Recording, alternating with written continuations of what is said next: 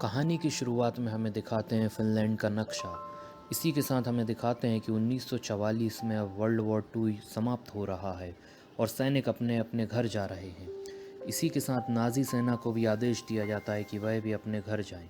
Nazi सेना भी घर जाती है, लेकिन उसके रास्ते में जो भी शहर गांव कस्बा आता है वह उन्हें नष्ट करते जाते हैं। इसके बाद हमें दिखाते हैं कि फिनलैंड के जंगलों में एक सैनिक रह रहा है। उसका नाम कॉर्पी रहता है।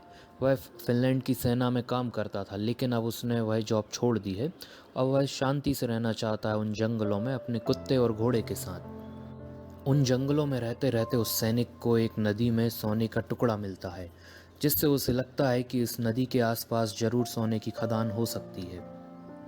और वह अब हर रोज़ नदी के आसपास गड्ढे खोदता है। उसे लगता है कि इसमें सोना ज़रूर मिलेगा। वह गड्ढा खोदता रहता है और इसी के साथ नाज़ी सेना के प्लेन उसके ऊपर से निकलते रहते हैं, फिर भी वह गड्ढे खोदता रहता है। कई दिन गड्ढे खोदते खोदते उसे एक दिन एक गड्ढे में उसे सोना मिल जाता है। कॉर्पी सोने को देखकर खुशी से रोने लगता है, क्योंकि उसे पता है अब इस सोने से उसकी ज़िंदगी बदलने वाली है। वह सारा सोना उस गड्ढे में से निकाल लेता है और अपने टेंट में रख देता है। रात भर वह पहरेदारी करता है और उस सोने को देखता रहता है, क्योंकि उसे डर था कि उसका सोना कोई चुरा ना ले।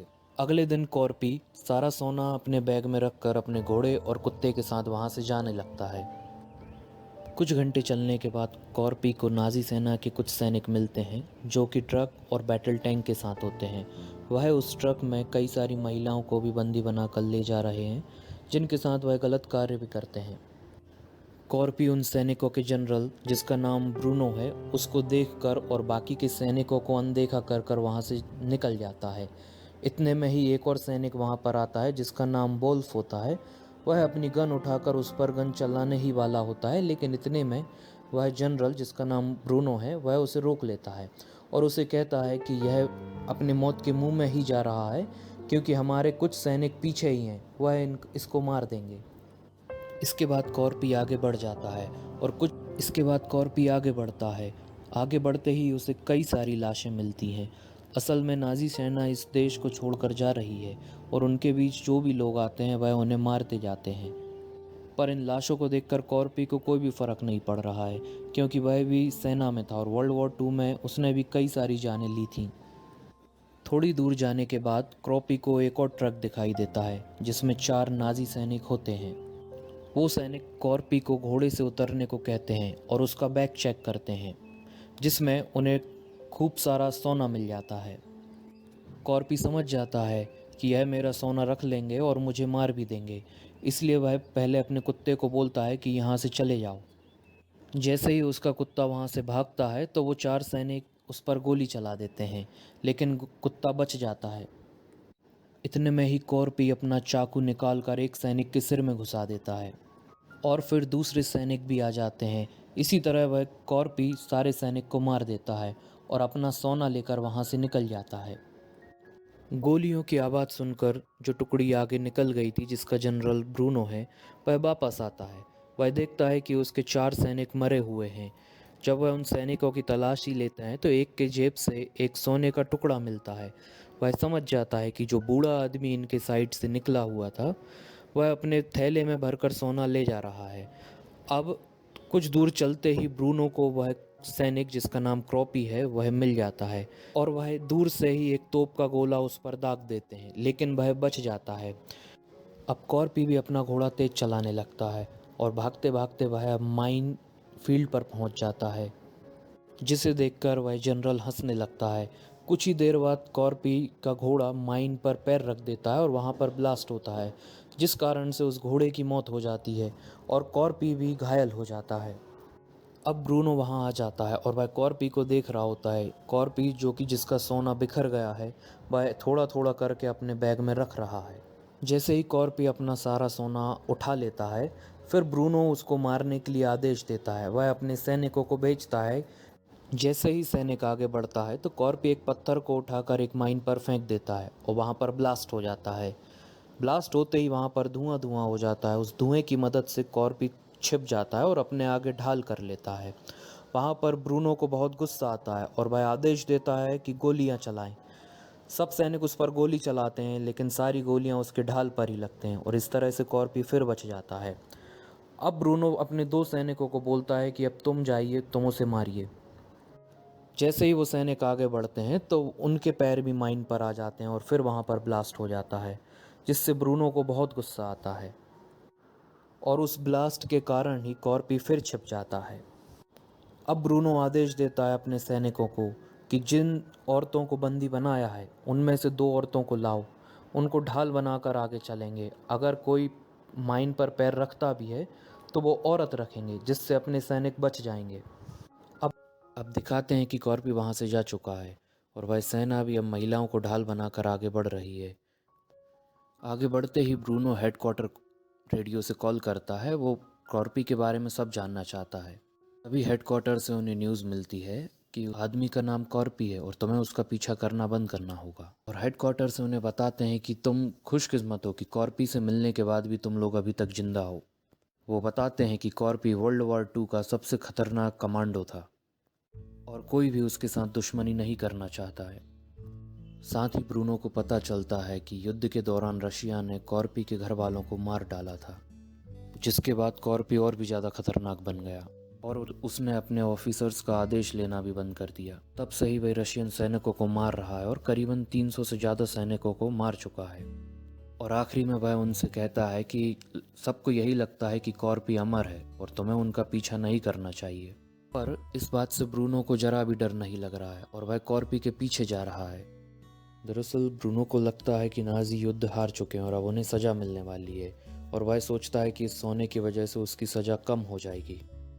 इसलिए वह किसी भी हाल में कॉर्पी से सोना चुराना चाहता है। अब हमें फिर से कॉर्पी को दिखाते हैं, जिसे रास्ते में एक जला हुआ ट्रक मिलता है। वह उस जले हुए ट्रक के नीचे छिपने की कोशिश करता है। उस ट्रक के नीचे ही कॉर्पी अपने घावों को देखता है, जिसे कई गोलियां लगी हैं। वह चाकू की मदद से उन गोलियों को निकालता है और घाव पर धूल भी लगाता है। वहीं उसके पास में ही कॉर्पी का कुत्ता आ जाता है। दरअसल कॉर्पी ने कुत्ते को भागने के लिए कहा था, इसलिए वह उसके पास नहीं जाता है, थोड़े दूर से ही उसे देखता है।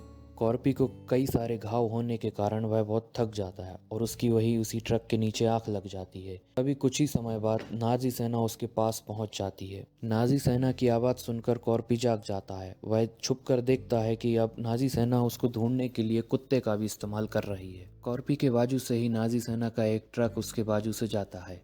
वह उस ट्रक के नीचे चला जाता है और फ्यूल टैंक को काट देता है, जिससे उसका फ्यूल उसके ऊपर गिर जाता है, जिस कारण से कुत्ते उसे सूंघ नहीं सकते। अब फ्यूल को निकलता देख वह सेना वहां पर रुक जाती है।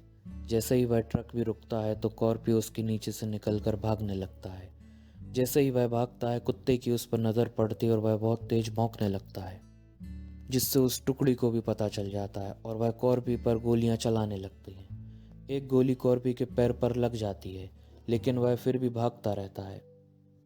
यह देख ब्रूनो अपने कुत्तों को उसके पीछे छोड़ देता है।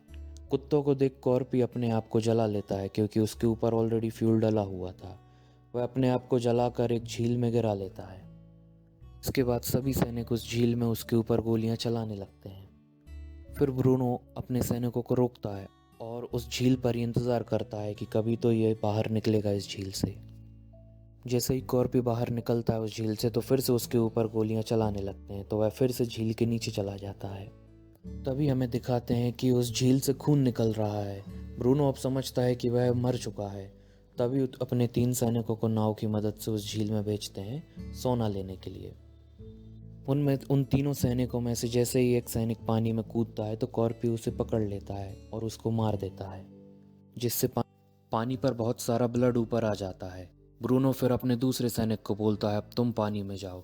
जैसे ही वह पानी में जाता है फिर से बहुत सारा ब्लड पानी के ऊपर आ जाता है। यह देखकर तीसरा सैनिक डर जाता है। वह अपनी नाव को लेकर उस तरफ जाने लगता है, जिसे देख ब्रूनो उसको गोली मार देता है। इतने में ही हमें दिखाते हैं कि कॉर्पी दूसरे साइड निकल पानी से बाहर आ गया है। वह जो तीसरा सैनिक मरा हुआ था उसकी बॉडी को अपने कंधे पर लाद कर भाग रहा है। वह इसलिए भाग रहा है क्योंकि दूसरी साइड से ब्रूनो गोलियां चला रहा है, पर वह सारी गोलियां उस तीसरे सैनिक की बॉडी को लग रही हैं। अब हमें दिखाते हैं कि कॉर्पी का कुत्ता, जो कि झील के इस तरफ है जो कि ब्रूनो की सेना खड़ी है, उसके पास आया है। अब हमें दिखाते हैं कि कॉर्पी का कुत्ता आया है जो कि झील पार नहीं कर सकता है, जिस कारण से ब्रूनो उसे पकड़ लेता है और अपना दूसरा प्लान बनाता है। अब हमें दिखाते हैं कि कॉर्पी अब एक शहर में पहुंचा है, पर जिसे नाजीज ने पूरा जला दिया है। वही शहर में ही एक पास में एक जला हुआ गैस स्टेशन रहता है, और रात हो जाती है तो कॉर्पी वहां आराम करने का सोचता है। उसके पैर पर गोली भी लगी हुई है, तो वह उस चाकू की मदद से उस गोली को भी निकालता है। वह बहुत थक चुका है और वह उसी गैस स्टेशन में सो जाता है। जैसे ही वह सोता है तो कुछ देर बाद उसके कुत्ते के भौंकने की आवाज़ आने लगती है, जिससे वह जाग जाता है। वह कुत्ते को देखने के लिए गैस स्टेशन से बाहर जाता है। जैसे ही कुत्ता उसके पास आता है, उसे दिखता है कि कुत्ते के ऊपर एक डायनामाइट बंधा हुआ है। वह डायनामाइट को निकाल कर फेंकता है। जैसे ही वह डायनामाइट फेंकता है, वह फट जाता है।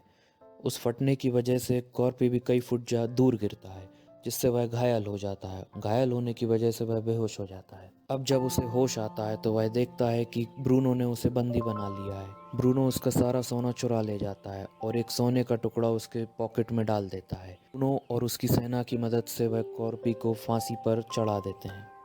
पर क्रॉपी यहाँ पर मरा नहीं हुआ था। जिस पोल से उसको बांधते हैं, फांसी पर चढ़ाते हैं, उसमें एक कील लगी हुई थी। क्रॉपी उस पर पैर रखकर खड़ा रहता है। कॉर्पी पूरी रात उस कील पर पैर रखकर खड़ा रहता है। अब सुबह हो जाती है। सुबह एक छोटा एरोप्लेन वहां पर लैंड करता है। कॉर्पी भी अपने आप को झटका देता है, जिससे वह रस्सी टूट जाती है और वह नीचे गिर जाता है। उस एरोप्लेन से दो पायलट नीचे उतरते हैं। वह देखते हैं कि यह कौन आदमी है। वो लोग गैस स्टेशन को सर्च करते हैं और कुछ और भी ढूंढते हैं कि उन्हें कुछ चीज़ें मिल जाएं। उन दोनों पायलट में से एक पायलट कॉर्पी को मारने आता है। जैसे ही वह अपनी गन निकालता है, इतने में कॉर्पी को होश आ जाता है। वह उसको एक लात मारता है, जिस कारण से वह दूसरा पायलट नीचे गिर जाता है। उसके नीचे गिरते ही उसका सिर पत्थर से टकरा जाता है और वह बेहोश हो जाता है। उसको नीचे गिरते हुए दूसरे पायलट को आवाज़ आती है। वह भी भागकर वहां पर आता है। इतने में ही कॉर्पी एक ईंट उठाकर उसके सिर से मार देता है, जिससे उसकी भी मौत हो जाती है। अब कॉर्पी अपने जेब से सोने का टुकड़े का निकाल कर देखता है और वह सोचता है कि ब्रूनो उसका सारा सोना ले गया है। अब उसे वह कभी भी हासिल नहीं कर सकता, जिस कारण से उस टुकड़े को वह मिट्टी में डाल देता है। पर इतने में वह देखता है कि एक पायलट को होश आया है, जो नीचे गिरा था, जिसका सिर पत्थर से टकराया था।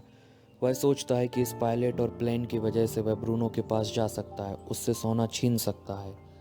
लेकिन इसके पहले वह अपने घाव पर फिर से मिट्टी लगाता है। क्रॉपी उस पायलट की वजह से उस प्लेन को उड़ा कर ले जाता है। अब हमें दिखाते हैं कि नाजी सेना की जो टुकड़ी जो कि सोना लेके गई है, उसके रास्ते में एक प्लेन क्रैश होता है। वो लोग अंदर देखते हैं। वो देखते हैं कि प्लेन क्रैश की वजह से उस पायलट की मौत हो गई है। तभी वोल्फ नोटिस करता है कि उस पायलट के गले में वही रस्सी है जिससे उसने कॉर्पी को फांसी लगाई थी। यहाँ पर वोल्फ और ब्रूनो समझ जाते हैं कि कॉर्पी अभी जिंदा है और उसे मारने के लिए वो आ रहा है। साथ ही ब्रूनो अब डर जाता है। उसे लगता है कि कॉर्पी बहुत खतरनाक आदमी है, वह उन सबको मार देगा। इसलिए वह अपनी सेना को भागने का आदेश देता है। बाद हम देखते हैं कि दो सैनिक उस बंदी महिलाओं के ट्रक में बैठ जाते हैं। वो लोग उस कॉर्पी की ही बात कर रहे होते हैं, जिनकी बात सुनकर एनो नाम की औरत उन पर हंसने लगती है। वह उन सैनिकों को बताती है कि कॉर्पी को रशियन सैनिकों ने मारने की कोशिश की थी, लेकिन आज तक उसे कोई भी नहीं मार सका। कॉर्पी किसी भी तरह बच जाता है और वह उन दुश्मनों को ढूंढ कर मार देता है। वह औरत उन्हें बताती है कि कॉर्पी को फिनिश लैंग्वेज में सिसु भी कहते हैं। सिसु का मतलब होता है कभी न हारने वाला, बहादुर। और वह औरत फिर से हंसने लगती है। वह उनको बोलती है कि अब कॉर्पी तुम सबको ढूंढ ढूंढ कर मार देगा। और कुछ ही देर में कॉर्पी उस सैनिक को मार देता है। वह दूसरे सैनिक को भी ट्रक से बाहर खींच कर मार देता है और कॉर्पी अब ट्रक के अंदर आ जाता है। वह उन सब औरतों को देखता है। वह समझ जाता है कि इनको कैदी बनाकर ले जा रहे हैं। कॉर्पी उन औरतों को हथियार दे देता है, जिससे वह अपनी सुरक्षा कर सकें। अब कॉर्पी उस ट्रक के ऊपर चढ़ जाता है और ड्राइवर को भी मार देता है, मारकर उसे नीचे फेंक देता है, ताकि वह एनो नाम की लड़की वह ट्रक चला सके और कॉर्पी की मदद कर सके। लड़की अब अपने ट्रक को उस टैंक के पास ले जाती है, जिससे कॉर्पी कूदकर उस टैंक पर चला जाता है, जिससे टैंक में बैठे सभी सैनिकों को पता चल जाता है कि उसके ऊपर कोई आया है। इसके बाद वह एनो अपने ट्रक को एक दूसरे ट्रक के पास ले जाती हैं। दूसरे ट्रक में बैठे सभी सैनिकों के ऊपर वह महिलाएं गोलियां चला देती हैं, जिससे उन सभी सैनिकों की मौत हो जाती है। साथ ही एनो वह उस ट्रक के ड्राइवर को भी मार देती है, जिससे ट्रक सड़क के नीचे उतर जाता है। अब कॉर्पी उस टैंक के गेट को भी तोड़ने की कोशिश कर रहा है। इतने में ही ब्रूनो उस टैंक को रोक देता है, जिससे कॉर्पी नीचे आ गिरता है। इतने में ही वोल्फ अपने टैंकर से बाहर आता है और उसके ऊपर गन चलाने लगता है। कॉर्पी भी वहाँ से भाग जाता है और उसको पीछे से आकर वोल्फ से लड़ने लगता है। दोनों लड़ते लड़ते उस टैंकर से नीचे गिर जाते हैं। अब उस टैंक में से ब्रूनो और एक और सैनिक हैं जो कि अपनी जान बचाकर वहाँ से भागने लगते हैं। वोल्फ को वहाँ पर ही छोड़ जाते हैं। कॉर्पी वोल्फ को बुरी तरह मार रहा होता है। इतने में ही दो नाजी सैनिक वहाँ पर आ जाते हैं। वो कॉर्पी को पहचान जाते हैं और डर के कारण वहाँ से भाग जाते हैं। अब कॉर्पी वोल्फ को जिंदा छोड़कर वहाँ से निकल जाता है, उस टैंक का पीछा करने लगता है। वोल्फ को लगता है कि कॉर्पी ने उसे जिंदा छोड़ दिया और वह खुश हो जाता है। उसी बीच जो महिला कैदी होती हैं उन सब के पास अब गन है, वह वहाँ पर आ जाती हैं। अब हमें ब्रूनो को दिखाते हैं जो कि एक आदमी से मिलता है जिसके पास एक छोटा एरोप्लेन है। वह आदमी उसे बताता है कि इस एरोप्लेन में सिर्फ एक इंसान और बैठ सकता है। पर ब्रूनो अपने एक साथी के साथ और होता है। वह यह बात सुनकर अपने साथी को मार देता है और अब ब्रूनो उस प्लेन से भागने लगता है। अब क्रोपी भी वहाँ पर आ जाता है। वह प्लेन पर गोलियां चलाने लगता है, लेकिन प्लेन अब टेक ऑफ करने लगता है। इसलिए कॉर्पी उस प्लेन के नीचे आ जाता है और पिकैक्स की मदद से उस प्लेन को पकड़ लेता है। लेकिन अंदर बैठे ब्रूनो को लगता है कि कॉर्पी अब नीचे ही रह गया है। अब कॉर्पी उस प्लेन के अंदर आ जाता है। इतने में ही ब्रूनो को कुछ पीछे से आवाज़ आती है, लेकिन पायलट उसे बोलता है कि यह प्लेन बहुत पुराना हो गया है, उसे मरम्मत की ज़रूरत है, जिस कारण से इसमें से आवाज़ आ रही है। लेकिन ब्रूनो को शक होता है। वह फिर भी चेक करने के लिए पीछे जाता है। पर जैसे ही ब्रूनो पीछे जाता है, कॉर्पी उसके ऊपर कूद जाता है। उन दोनों के बीच काफ़ी मारामारी होने लगती है। कॉर्पी घायल रहता है, जिसकी वजह से ब्रूनो उसे बहुत मारता है। ब्रूनो उसे एक मेटल बेल्ट से भी मारता है, लेकिन बाद में कॉर्पी उस मेटल बेल्ट को पकड़ लेता है और पास ही में पड़ा एक बहुत बड़ा बम, कॉर्पी उस ब्रूनो की बेल्ट को उस बॉम्ब से बांध देता है और उस प्लेन से नीचे फेंक देता है। अब कॉर्पी देखता है कि एरोप्लेन भी नीचे की तरफ गिरने लगा है। असल में कॉर्पी और ब्रूनो की लड़ाई के दौरान ही बीच में उस पायलट को भी एक गोली लग जाती है, जिस कारण से उसकी मौत हो जाती है। अब कॉर्पी अपने सोने का बैग पकड़कर उसी प्लेन में बैठा रहता है। अब उसे लगता है कि अब उसके बचने का कोई भी ऑप्शन नहीं है। इतने में ही प्लेन क्रैश हो जाता है। प्लेन एक दलदल में जाके क्रैश होता है। अब हमें दिखाते हैं कि नाजी सेना का एक बैटल टैंक फिनिश सेना की ओर आ रहा है, इसलिए वो उस पर हमला करने के लिए तैयार हो जाते हैं। थोड़ी देर में ही उन्हें पता चलता है कि इस टैंक पर तो फिनिश औरतें हैं, जो कि एक नाजी सेना के सैनिक को उस पर बांध कर लेकर आ रही हैं। दूसरी ओर हम देखते हैं कि कॉर्पी का प्लेन जो कि दलदल में क्रैश हुआ था, जिस कारण से वह बच चुका है और वह अपने पिक एक्स की वजह से उस दलदल से बाहर आ गया है। अब हमें दिखाते हैं कि कॉर्पी अपने कुत्ते के साथ एक बैंक में जाता है, जहां कॉर्पी को देखकर सभी लोग डर जाते हैं। पर कॉर्पी सीधा काउंटर पर जाता है और अपने बैग में जो सोना लाया है वो उस काउंटर पर रख देता है और उनसे पैसे मांगता है। और इसी के साथ यह मूवी यहीं ख़त्म हो जाती है।